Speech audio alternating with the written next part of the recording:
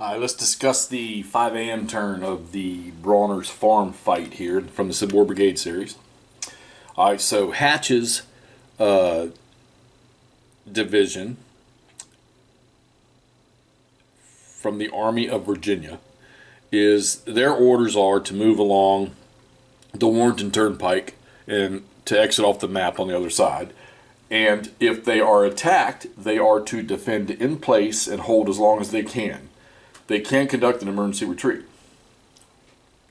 Jackson's two divisions over here along the railroad the unfinished railroad, were to attack the Union on the turnpike. They cannot cross the turnpike this way, and there's a line up here to the left that they can't go to the east of. So the general orders were to attack the forces on the turnpike. So I divisional gold Ewell's division to attack towards Groveton, all right, and they would be hitting the front of the column, which they have done, they've started to do. And Jackson, who's Tolliver is running his division, was to attack through the Brawner's Farm area to the back end of the column and stay west of these woods. All right, so we've only executed the first turn. Let me tell you something. I haven't played one of these in a little while. These games can be extremely bloody. This guy here, who starts off as an AB, he was stretched. He had his line, extended line, and he did some serious damage to this unit right here, to this regiment right here. Or this brigade right here, I'm sorry. And then they turned around when they, on their part of the turn, and there's a cannon sitting right here, 5 guns sitting right here, or a 5 strength artillery piece. And this extended portion fired back at him, and they ended up causing 3 hits to him. Now, those of you who don't play it, there's no strengths on these counters number-wise. It's your letters. But you have a sheet over yonder, so I'll pull over, that has their strengths. And as you can see, one fire at that brigade right there, and he took two KIAs and a straggler. Right? Yeah, every time you take a combat loss in here, you got to roll for stragglers. Now the Union, 3 brigades, I'll turn it sideways so you can see it. 3 brigades have been hit, and 2 of the 3 are already down to their next strength level of A and AB. So this was an AA unit. He was full strength out. This guy started as an AB, and they've both already been reduced. All right, and that's how that works. So you do have strength markers over here on these charts, but on the counters you don't, which I think is actually cool, because splitting your units up, you're just using letters to split your units up to extend them to cover more ground or get more firepower. Because, excuse me, if you have an AA unit and he's not extended, when he fires, only one A can fire. So if he's an AA unit and you have him extended, and they fired a unit that would be sitting right here, you would have one A and another A firing. And then you can also have 5 guns fire out of the hex. All right, so that's the 5 o'clock turn. We're going to start the 5:30 turn. Playing a scenario, this moves a lot faster. The orders, you write your orders. That's pretty simple. I don't necessarily believe I'll have to change the orders because the Confederates can't cross the pike anyhow. So if they decimate this division, Hatch's division here, and of course the Iron Brigade is in here. This is before they became the stalwart infantry brigade that they would become later. And this game is about decimating, wrecking units. That's your victor. Whoever wrecks the most units, that's the victory condition. So nothing fancy for this one. So this is one, drive into them and get kills. That's what this game's all about. All right, so that's the end of the 5 a.m. turn. We're going to start the 5:30 turn, and it's 7 turns long, and we'll post back up once we get that. All right, talk to you soon.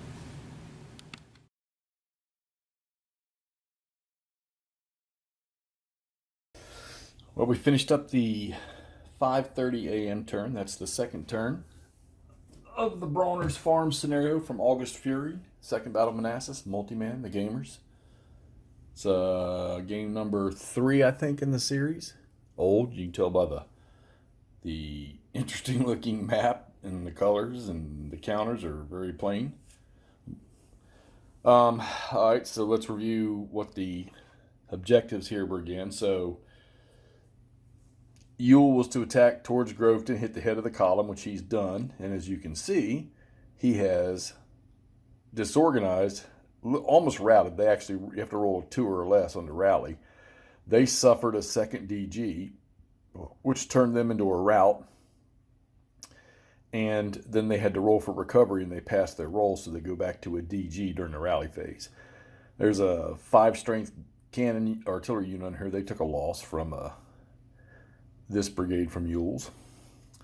And these Confederates have actually been hit pretty hard. This one's not in too bad shape, and these guys back here haven't been touched yet.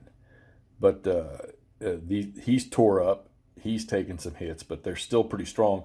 So I would say that their objective right here, they can't cross the road. So they're at, maybe he moves up into here. He probably moves up into the woods here, and they work on that artillery piece.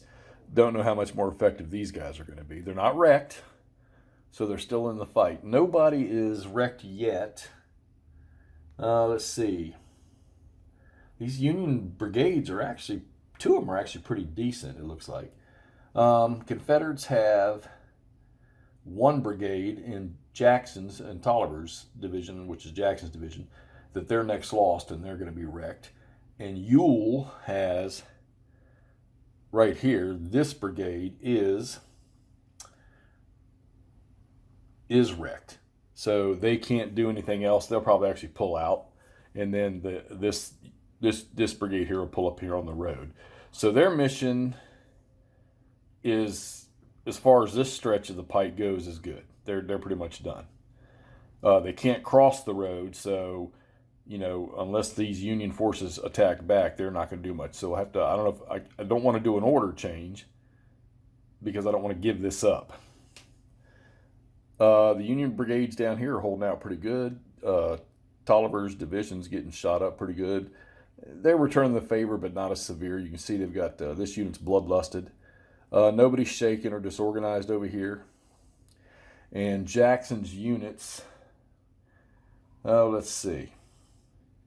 You've got the 3rd right here. They take 1 more casualty and they're wrecked. The 4th takes 3 more.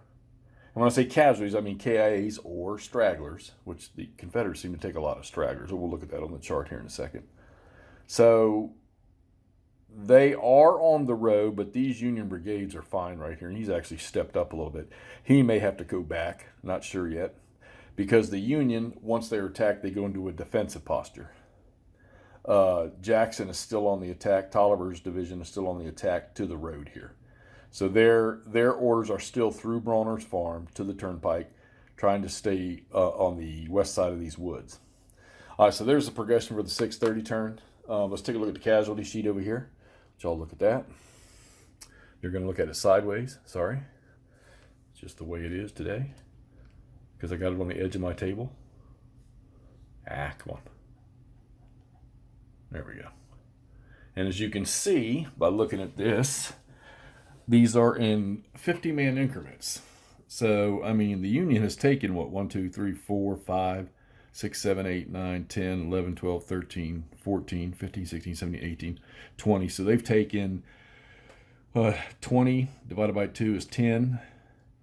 So they've taken 1,000 casualties. Probably a third are stragglers, maybe a little more than a third. And the Confederates have taken, let's see, you got 1 untouched brigade and 2 untouched brigades down here. So they've taken 1, 2, 3, 4, 5, 6, 7, 8, 9, 10, 11, 12, 13, 14, 15, 16, 17, 18, 19, 20, 21, 22, 23. So 23, they've taken what? Divided by, 20, 11. So they've taken 1,150 casualties. And Ewell's boys have 1 brigade. Now, Ewell, once he gets 3, his division's wrecked. For Jackson's division, Tolliver, they have to have all 4 brigades have to be wrecked before the division's wrecked. And like I say, that's what the victory conditions, that's what this is about. Who has the most wrecked stuff is the loser. All right, so there's your count. It's a 1,150 to 1,000. So we're going to progress on to the 6 a.m. turn when we start the 6 a.m. turn. I don't know. I don't know if the right side of the Union line is going to last any longer. they may have to shift a little bit. I think the unit in the woods, like I say, these guys may have to pull back and get in line with this stuff here, or these guys are gonna have to drive forward. So, and like I said, they can do everything within. Well, they're out of shoot. These guys are gonna be out of command now. Let's see, 1, 1.5, 2.5, 3.5. So now they'll be okay. Kind of like a daisy chain here. But yeah, they may have to push a little bit. Hatch is going to have to come off of this stack and come over here. So these guys will have to come back. That artillery's sitting there by himself. May have to get some infantry in there with him. All right, so that's it after the 5:30 turn. We're going to start the 6 o'clock turn, and we'll get some more stuff posted here. Talk to you soon.